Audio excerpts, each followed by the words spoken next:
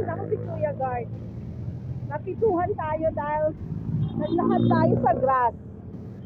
Pero, wala kasi siyang sign. Kaya, walang warning, di ba? So ako naman, expected ko pwede mag-cross. Kasi wala siyang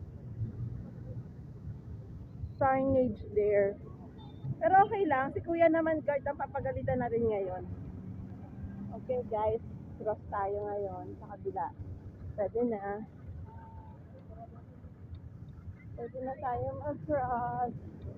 Going to kabilang side. Wait lang po. How much kaya? Ay, kapal. So, diba? Kilala niyo ba siya? May bicycle ba yan?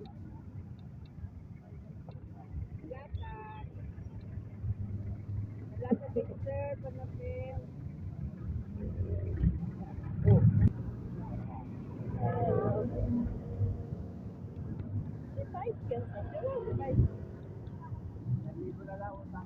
Kuya, magkano sakay? Magkano po sakay? 500 po yan, kalating oras. Ay, kalating oras po. Hanggang saan lang yan? Buong Luneta po. Buong Luneta po. O yan guys, 500 daw kay Kuya.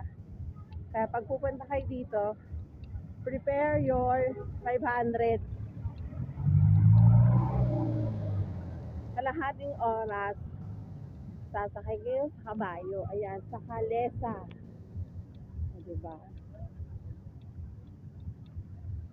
Ayan. Sama pakiramdam niya.